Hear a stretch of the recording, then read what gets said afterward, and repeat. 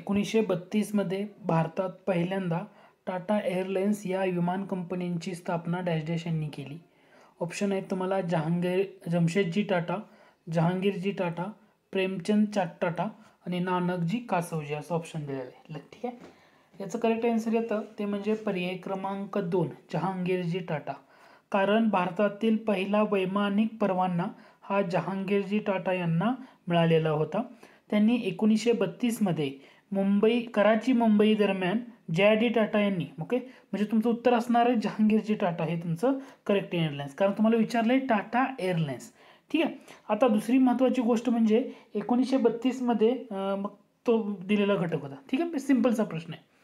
पुढचा प्रश्न आहे विधान बघा काय म्हणते, अभिनव भारत या संघटनेच्या बाबतीत खालीलपैकी कोणते विधान बरोबर आहेत ते ओळखा. अभिनव भारत या संघटनेच्या बाबतीमध्ये पहिलं विधान म्हटलंय यंग इटली या संघटनेच्या धर्तीवर 1904 मध्ये स्थापना. बरोबर आहे का?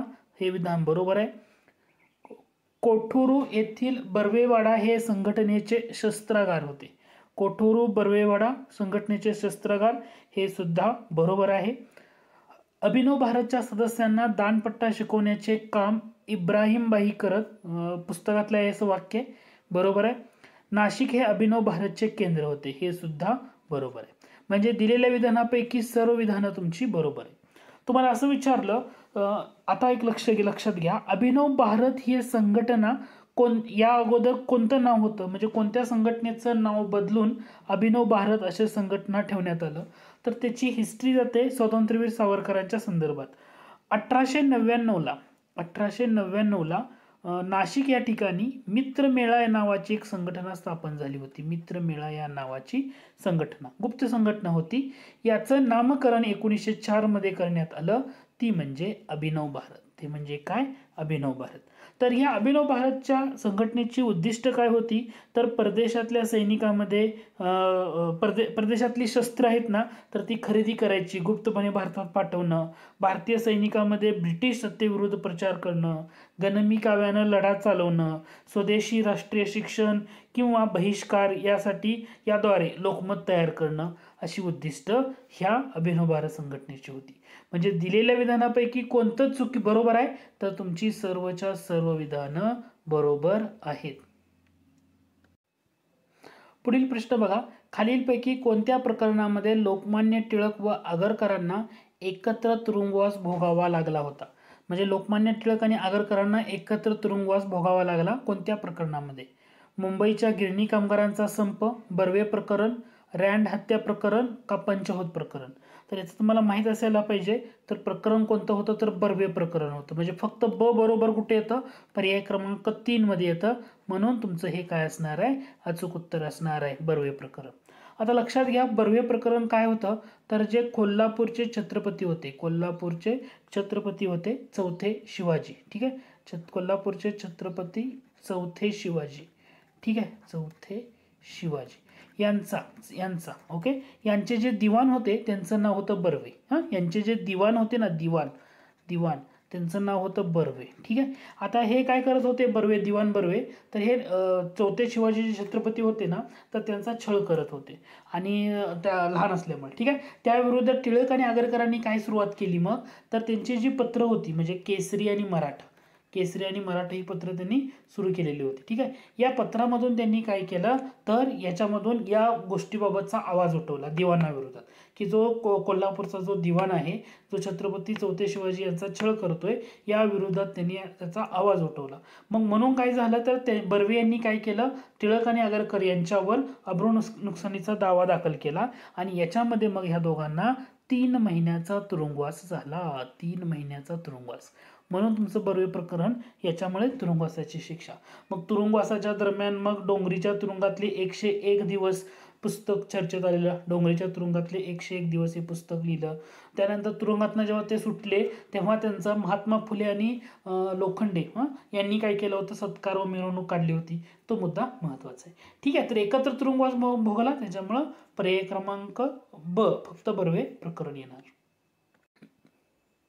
पुढील प्रश्न बघा, योग्य जोड्या लावायला सांगितलेत. William Carey, William Jones, Grant Duff, Warren Hasting.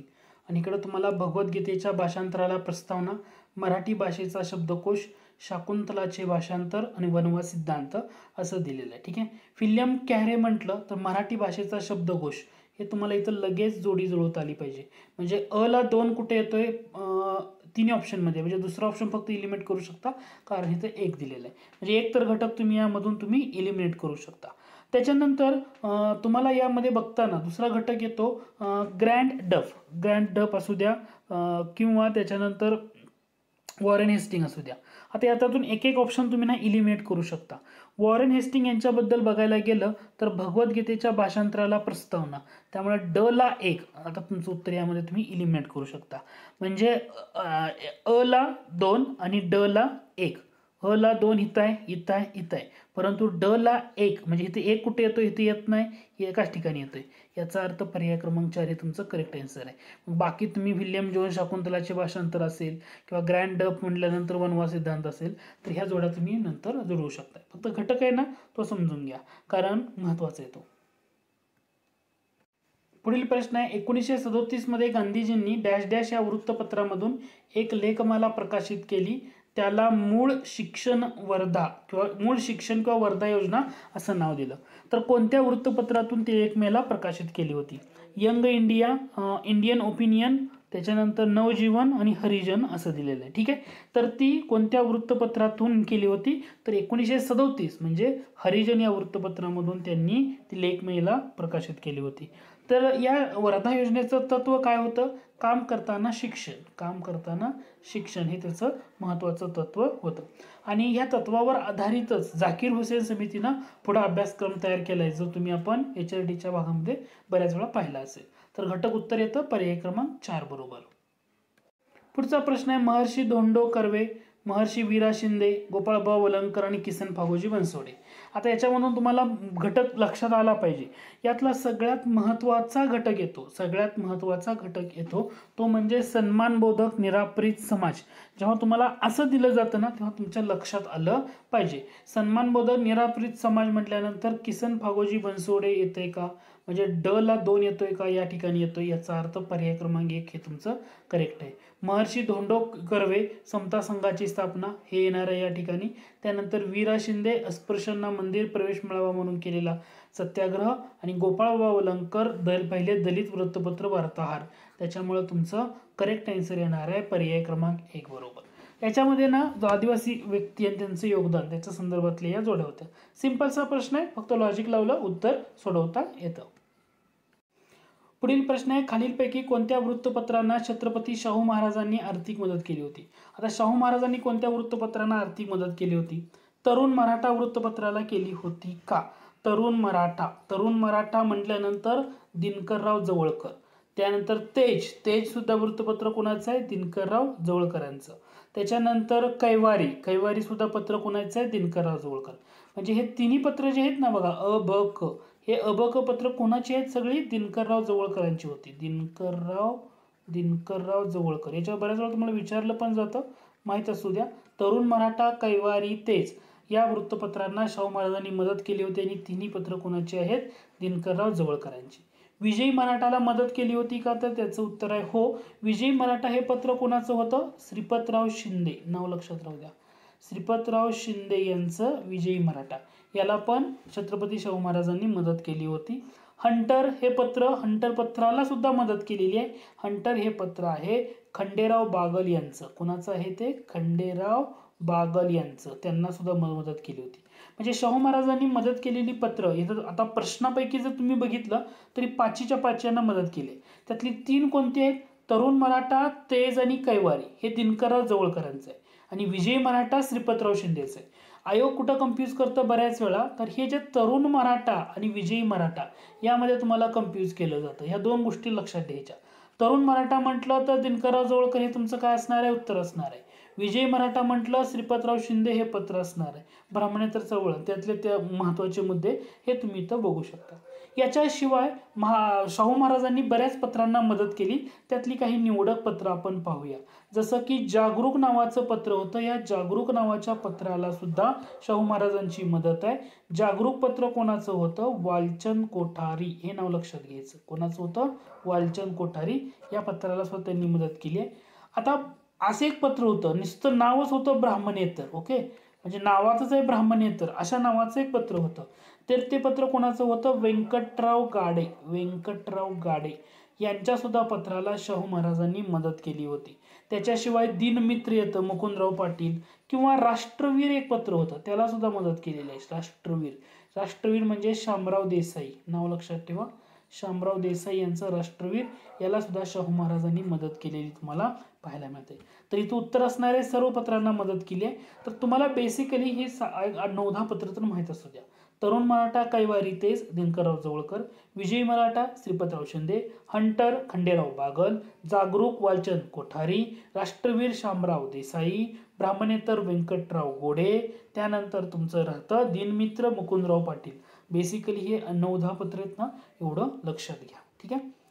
पुढील प्रश्न आहे बघा, 1918 मध्ये सयाजीराव गायकवाडांच्या अध्यक्षतेखाली अस्पृश्यता निवारण परिषद कोणत्या ठिकाणी आयोजित करण्यात आली होती? म्हणजे सयाजीराव गायकवाड यांच्या अध्यक्षतेखाली आयोजित करण्यात आलेली अस्पृश्यता निवारण परिषद असं म्हटलंय. कोणत्या ठिकाणी विचारले? नागपूर, मुंबई, अहमदाबाद की नाशिक? तर तुम्हाला 1918 या ठिकाणी दिले, आणि याचा अर्थ हे मुंबईला असणार आहे. मुंबईला असणार आहे. मुंबई येथे आयोजित करण्यात आली होती. या परिषदेमध्ये कोण कोण उपस्थित होतं? तर महत्वाच्या व्यक्तींपैकी महात्मा गांधी उपस्थित होते, लोकमान्य टिळक उपस्थित होते, शाहू महाराज पण होते. तुम्हाला एक माहिती आहे का की एक महत्वाचं वाक्य आहे, ते वाक्य सुद्धा या परिषदेमधलं आहे टिळकांचं. टिळकांनी वाक्य काय म्हटलं होतं की देवांनी मला जर अस्पृश्यता पाळायला लावल्यास तर मी देवालाही मानणार नाही. हे ऐतिहासिक जे वाक्य होतं टिळकांचं, ते याच परिषदेतलं. कोणतं वाक्य होतं? देवानं जर मला अस्पृश्यता पाळायला लावल्यास मी देवाला मानणार नाही, असं वाक्य आहे. हे वाक्य कोणाचं आहे? लोकमान्य टिळकांचं. पण ते कोणत्या परिषदेमधलं आहे? अस्पृश्यता निवारण परिषदेमधलं आहे. हे तुम्ही इथं लक्षात घ्या. पुढचा प्रश्न आहे, 1857च्या उठावादरम्यान खालीलपैकी कोणाला नागपूरमधल्या उठावास जबाबदार धरून फाशी देण्यात आलं? आता 1857चा उठाव, नागपूरमधल्या उठावास जबाबदार धरून फाशी कोणाला देण्यात आली? इनायतुल्ला खान, विलायत खान, कादर खान, सगळे खान नाव तुम्हाला या ठिकाणी दिलेली आहेत. तर 1857चा उठाव आणि नागपूर मधला म्हणतंय, तर तुमचं उत्तर आहे यापैकी वरीलपैकी सर्व बरोबर आहेत. म्हणजे इनायतुल्ला खान यांना पण फाशी दिली आहे, विलायत खानला यांना पण दिले आहे, कादर खान त्यांना पण देण्यात आलेली फाशी देण्यात आली होती. नागपूरमध्ये उठाव करायचं ठरलं तर त्याची तारीख काय होती? 13 जून 1857 ही तारीख उठाव करण्याचं ठरवलेलं होतं.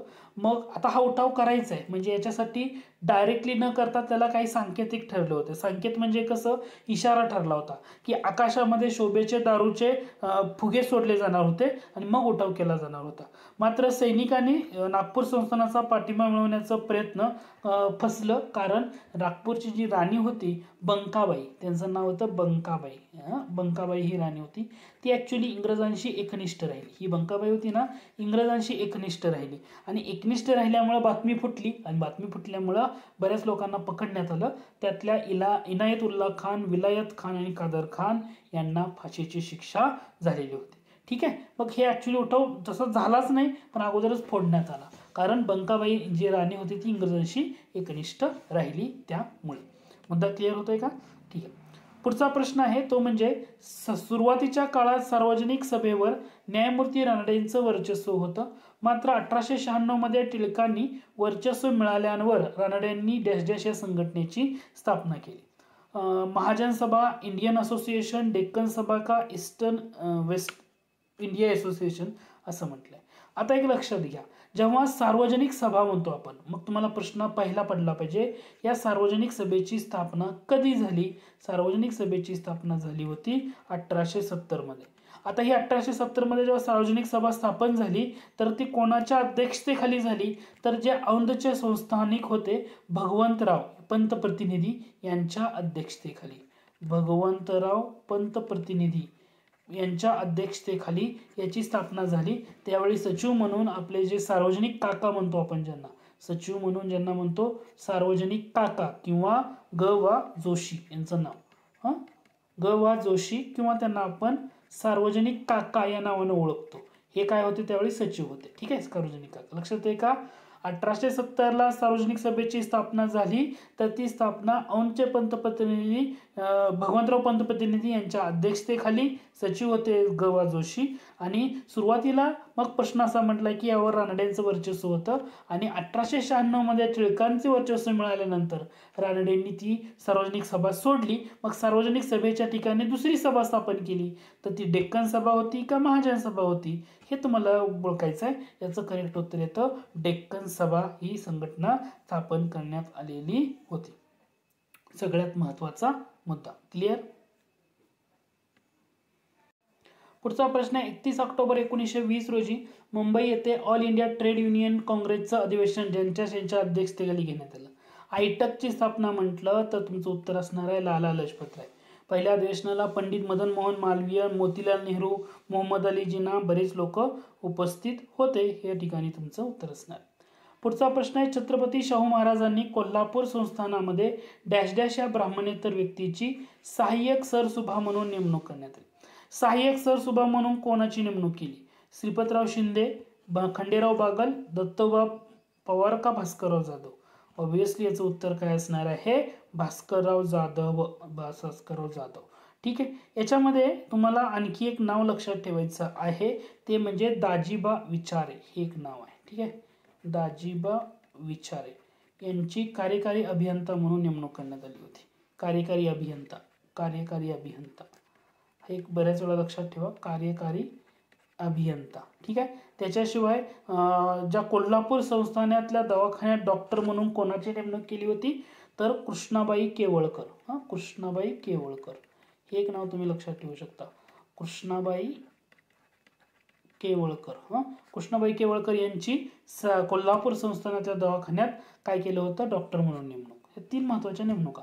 भास्करराव जाधव सहाय्यक सरसुभा, तुम्हाला कार्यकारी अभियंता विचारलं तर तुम्हाला इथं काय लक्षात ठेवायचं आहे? दाजीबा विचारे. आणि कृष्णाबाई केवळकर म्हटलं तर तुमचं उत्तर काय असणार आहे? कोल्हापूर संस्थानातल्या डॉक्टर म्हणून नेमणूक. पुढचा प्रश्न आहे 28 जानेवारी 1940 रोजी मुंबई येथे डॅश डॅश यांच्या अध्यक्षतेखाली संयुक्त महाराष्ट्र सभा ही संघटना स्थापन करण्यात आली. आता संयुक्त महाराष्ट्र सभा ही संघटना 1940 म्हटलंय. बापूजी आणि रामराव देशमुख, शंकरराव देव माडखोलकर असं ऑप्शन दिलेले आहेत. तर याचं तुमचं करेक्ट आन्सर असणार आहे पर्याय क्रमांक 2 रामराव देशमुख. पुढचा प्रश्न आहे खालीलपैकी कोणत्या क्रांतिकारकांचा उल्लेख अमृत बाजार पत्रिकेनं देशप्रमाणे ओथंबलेला महापुरुष असा केलाय? आता देशप्रमाणे ओथंबलेला महापुरुष म्हणजे वासुदेव बळवंत फडके हे तुमचं करेक्ट असणार आहे. आता वासुदेव बळवंत फडके सुरुवातीला कोणत्या खात्यामध्ये लिपिक होते? तर सुरुवातीला रेल्वे खाता, त्यानंतर लष्कर खात्यात गेले होते. रेल्वे खात्यात, त्यानंतर लष्कर खात्यामध्ये लेखा विभागात त्यांची लिपिक म्हणून नेमणूक झाली लष्कर ह्याच्यामध्ये. सुरुवातीला रेल्वे खात्यामध्ये होते हे लक्षात ठेवा. 1874 पुन्हा नेटिव्ह इन्स्टिट्यूशनची स्थापना, ऐक्यवर्धिनीची स्थापना असेल, दौलतराव नाईक यांच्या मदतीनं धामरी गावावर घातलेला पहिला दरोडा असेल, तर हे सगळे मुद्दे आहेत. तर याचं करेक्ट आन्सर येतं वासुदेव बळवंत फडके आणि हेच तुमचं या ठिकाणी करेक्ट आन्सर आहे.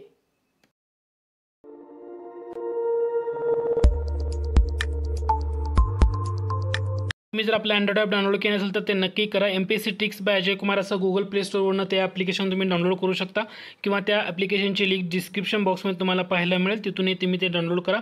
या ठिकाणी वेगवेगळे कोर्सेस खूप कमी किमतीमध्ये तुम्हाला त्या ठिकाणी उपलब्ध होतील. त्याचप्रमाणे चालू घडामोडीचे महत्त्वाचे कोर्सेससुद्धा या ठिकाणी उपलब्ध आहेत. तर हे ॲप्लिकेशन नक्की डाउनलोड करा आणि जास्तीत जास्त तुमच्या मित्रांना शेअर करा.